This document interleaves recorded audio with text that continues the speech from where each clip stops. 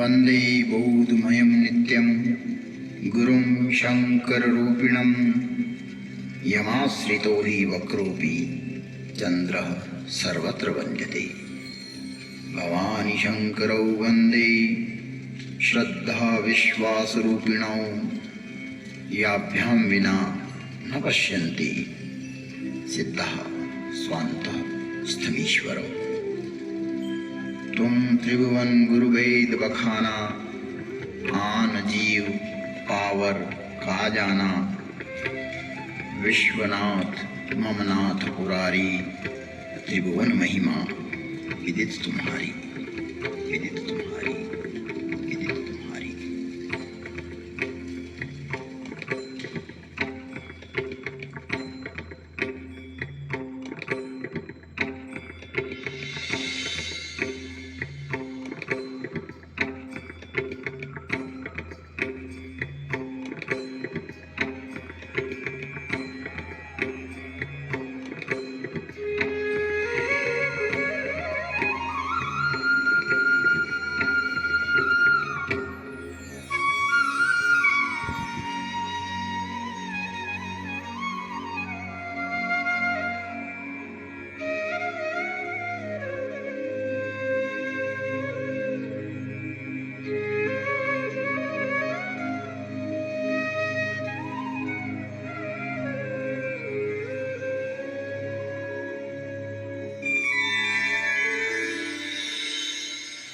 मैं विश्वास बोल रहा हूँ। मैं सर्वव्यापी हूँ। मेरा संपूर्ण विश्व में वास है, क्योंकि मैं विश्वास हूँ, विश्वास हूँ, विश्वास हूँ। ओम नमः शिवाय, ओम नमः शिवाय।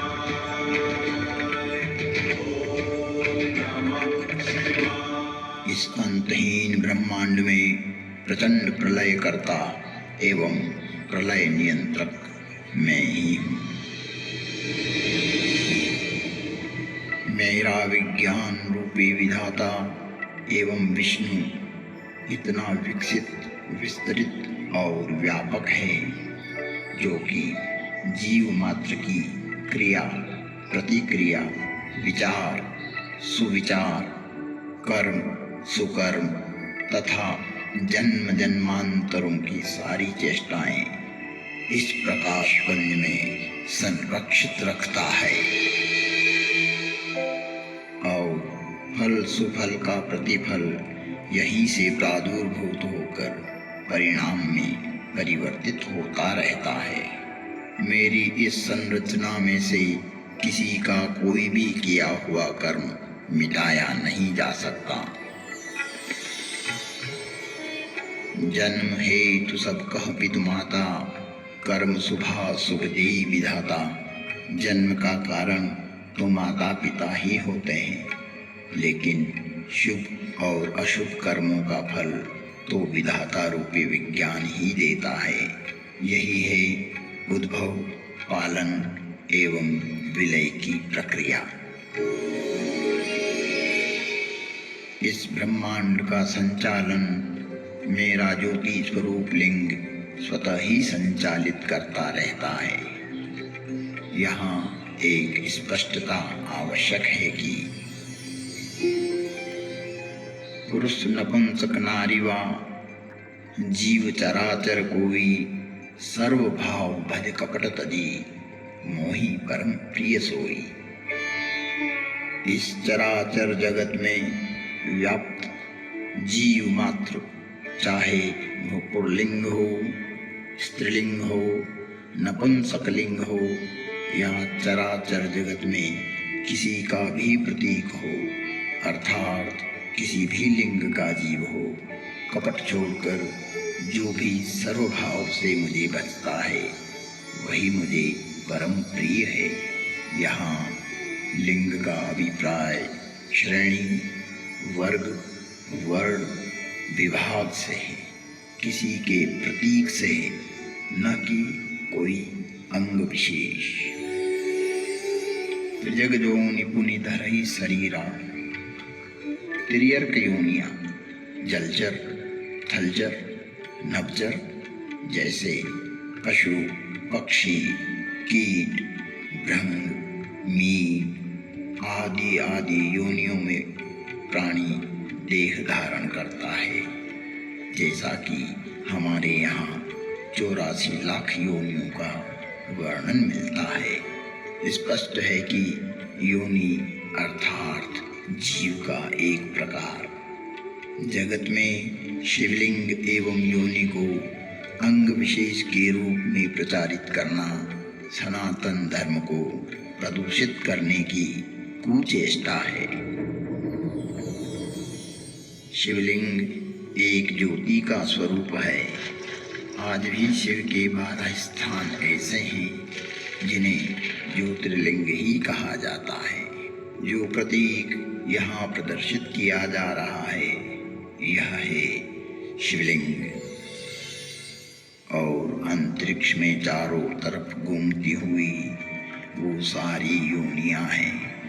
यह है मूल स्वरूप जो यहाँ उद्घाटित किया गया ताकि जगत में व्याप्त भ्रांतियाँ दूर हों। शिव में विश्वास, उनकी व्यापकता एवं विराटता ही शिव के प्रकाश पुंज की संज्ञा है। अर्थात शिवलिंग शिव की पहचान का द्योतक है, एक चिन्ह है, एक प्रतीक है। ये है शिव द्वार में प्रवेश करने का प्रथम अक्षर। शिव है द्वार, एक भीतरी प्रवेश के लिए यह है प्रतीक। इस स्पष्टता के उपरांत भी भ्रामक अर्थ प्रचारित करना उचित नहीं है।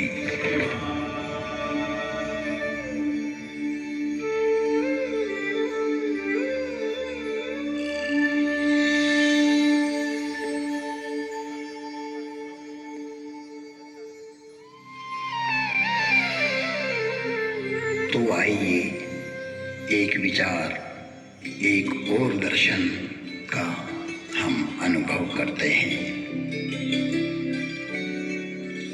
इस कथानक के माध्यम से विश्वास को एक आध्यात्मिक दृष्टि प्रदान करें और भेद दृष्टि का निवारण करें। एक युग की बात है। एक ब्राह्मण हर अर्थात शिव के उपासक थे।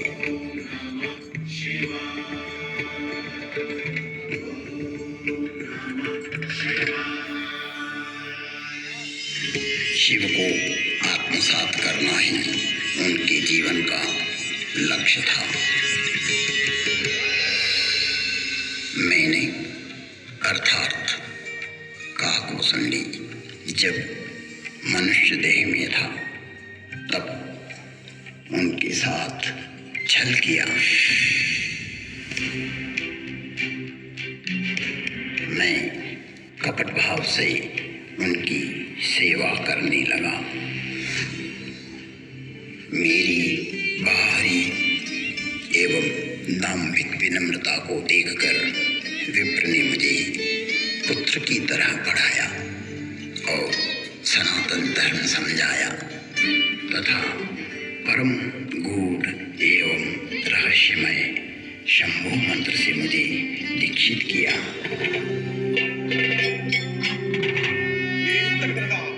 मैं महाकाल के मंदिर में शंभु मंत्र का जाप करने लगा।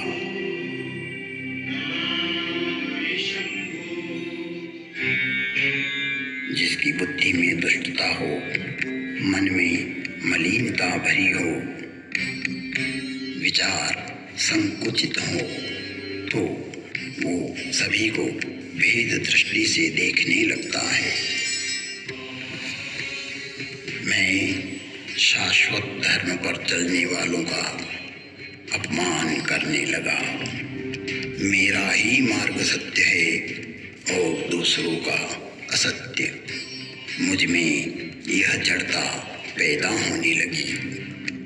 मेरी निष्ठा मूढ़ता में बदलने लगी। मेरा अनुराग विकृत होने लगा। मुझ में अहंकार बढ़ने लगा।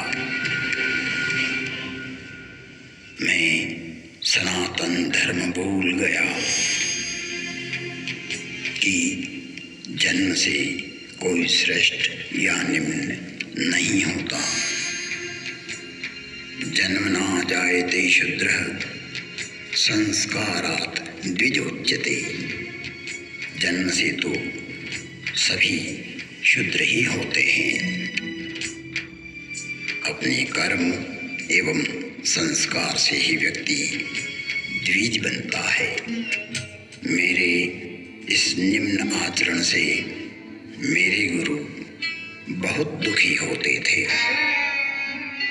कई बार गुरु ने मुझे समझाया कि हरि और हर में कोई भेद नहीं होता है। सनातन धर्म वैष्णव शैव शाक्त आदि में कोई अंतर नहीं देखता, परंतु तुम्हारी जड़ता मूल धर्म में बाधक एवं विघटनकारी है, जो जगत में वैमनस्यता को पैदा करेगी। छल से, बल से या कला से अपनी मूर्खता को प्रतिपादित करना सर्वकालिक नहीं है। तुम्हारी शिव निष्ठा अद्भुत है, परंतु राम, कृष्ण, दुर्गा में अंतर स्थापित करना उचित नहीं है। हे तात, हर को आदर और हरि से द्रोह, यह तो मूर्खता है। ब्रह्मा, विष्णु एवं शिव भी सनातन राम का ही स्मरण करते हैं।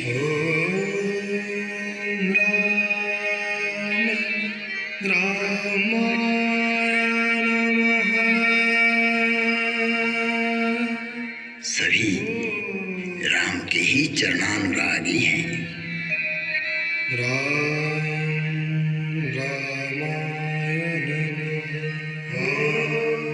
तो मनुष्य की तो बात ही क्या है। गुरु ने शिव को राम का सेवक कहा तो मेरे हठी एवं अड़ियल स्वभाव ने गुरु का विद्रोह कर दिया। मेरे गुरु ने मुझे सत्य का मार्ग बतलाया, पर मुझे उनकी बातें अच्छी नहीं लगी, क्योंकि मैं मेरा मत उन पर प्रतिष्ठित करना चाहता था। अक्षय धर्म को हानि पहुंचाकर स्वनिर्मित धर्म को स्थापित करना चाह रहा था। व्यापक धर्म के प्रवाह में से अपने पात्र को भरकर मैं उसे सागर और गंगा के रूप में स्थापित करना चाह रहा था। मैं जगत को भ्रमित करना चाहता था। एक बार शिव मंदिर में मैं शिव नाम का जप कर रहा था, तभी मेरे गुरु वहाँ आए। मैं अहंकारवश न तो खड़ा हुआ और न ही प्रणाम किया। तब सनातन धर्म रूपी महादेव स्वयं यह सहन नहीं कर सके।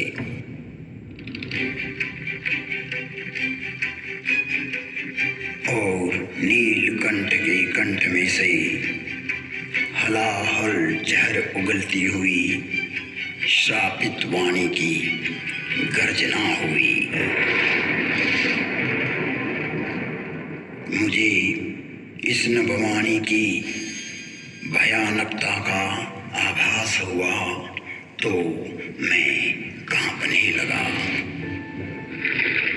मंदिर माज भई न भवानी, रे हतभाग्य अज्ञ अभिमानी। जो नहीं करऊं दंड खल तोरा, भ्रष्ट होई श्रुति मार्ग मोरा। भले ही तुमने मेरी आराधना की हो, मेरी ही सेवा में तुमने अपना जीवन दिया हो, किंतु तुम इस संसार में सनातन धर्म को तोड़ना चाहते हो, विभक्त करना चाहते हो, अपना एक पंथ पैदा कर जगत में झूठ को स्थापित करना चाहते हो। हे कपटी, हे दुराचारी, तुम व्यापक को संकुचित करना चाहते हो।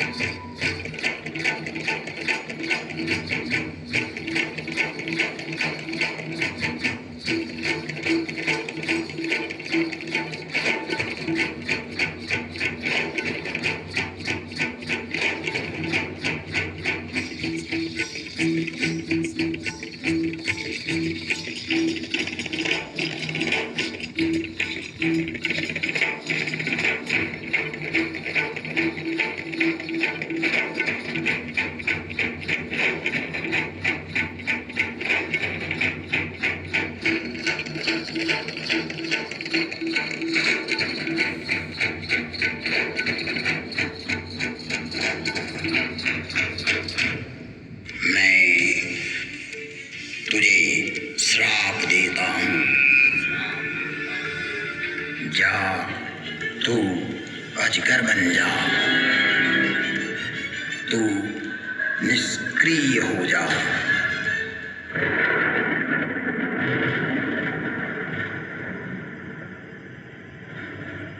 तेरे विचार का प्रवाह पृथ्वी पर न आए, इसलिए आज से तू रौरव नरक में चला जाएगा।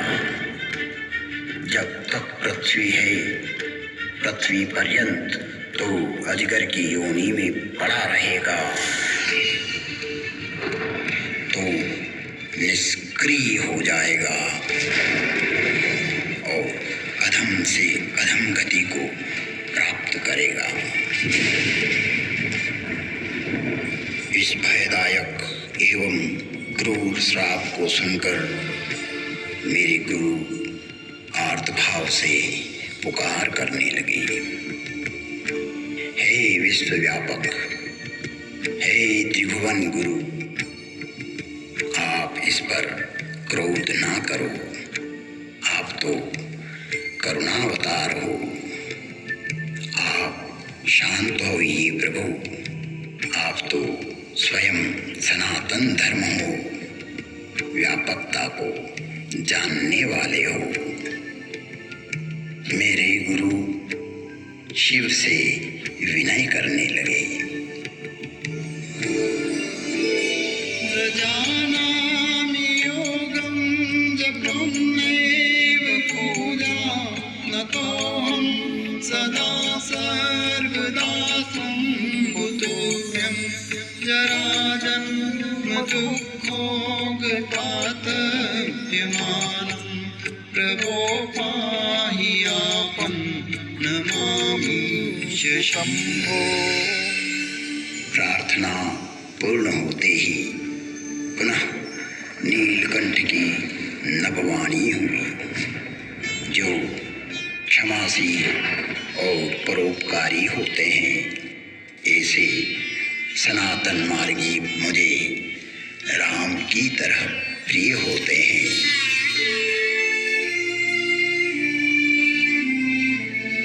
आशुतोष शिव अवधरदानी भगवान शंकर शीघ्र ही प्रसन्न हुए एवं कहा, इसने सनातन धर्म का घोर अपमान कर दाम्भिक मार्ग की स्थापना का प्रयास किया है। इसने जगत में असत्य को स्थापित करने की चेष्टा की है। मेरा श्राप कभी व्यर्थ नहीं जाता। 1000 जन्म तक यह अवश्य श्राप को भोगेगा। तुम्हारी साधुता को देखते हुए इस पर मैं अनुग्रह करता हूँ। इसे जन्म मरण का कोई दुख नहीं होगा तथा किसी भी जन्म में इसका ज्ञान नष्ट नहीं होगा। कालांतर में इसके हृदय में राम भक्ति का प्रागट्य होगा। फिर वसुंडी बोले, हे खगराज, 1000 नारकीय योनियों में भटकते भटकते मैं जो भी शरीर धारण करता उसमें मुझे मेरा अपराध बोध होता रहता था। मैंने जानबूझकर जगत में भ्रम प्रचारित की जो चेष्टा की थी, वो वृत्ति मुझे पीड़ा देती रहती थी। ऐसी स्थिति में मेरी 1000 योनियां दुखप्रद, कष्टप्रद एवं हृदय विदारक वेदना के साथ भोगी। जिन्होंने मेरे लाख विद्रोह करने पर भी मुझ पर करुणा ही की और मेरा पृथ्वी प्रलय तक नरक में पड़े रहने का श्राप भी 1000 जन्म नरक भोगने के बाद वरदान बन गया और मुझ में राम भक्ति का प्राकट्य हुआ। राम रामाय नमः। वंदे बोधमयं नित्यं गुरुं शंकर रूपिणं यमाश्रितो हि वक्रोऽपि चंद्रः सर्वत्र वन्द्यते। बोधमयं सनातन धर्म स्वयं शंकर ही होता है, जिसके आश्रित होने पर विघटनकारी व्यक्ति भी समन्वय करने लगता है और वंदनीय हो जाता है। ऐसे शाश्वत सत्य रूपी गुरु के चरणों में मैं वंदन करता हूँ, जो नर रूप में स्वयं हर और हरि है, जिनके वचनों से मैं इन भ्रमित करने वाले विचारों से बाहर निकलकर अपने अंतःकरण को प्रकाशित कर पाया, सनातन धर्म को समझ पाया और अपने मूल धर्म में लौट आया।